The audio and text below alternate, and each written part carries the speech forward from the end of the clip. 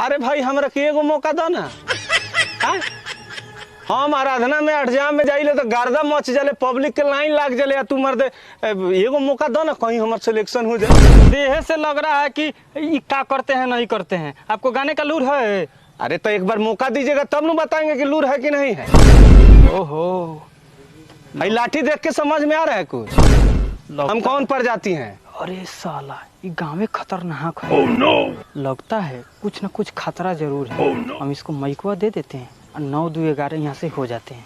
अरे तो आइए आइए गाइए, अपना जलवा बिखेरिए, पूरा नाम कमाइए, बॉम्बे तक जाइए। आइए मौका मिल गया हमको। अरे पूरा मौका साला फाड़ के बिक देंगे हम। पकड़िए माइक पकड़िए, ठीक है सुनिए तो। हेलो हेलो, ओ ये मैं कहाँ, ये तो सादा बोल रहा है जी, गवैया के लिए तनी इको डीले दीजिए ना।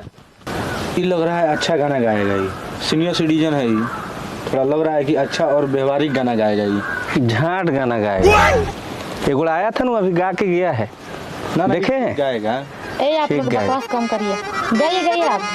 जी मैडम जी अभी सुनाते हैं। के कर जगवलू ह भगिया गोरी, काहा पुतवलू ह अगिया गोरी, तो हरी हरी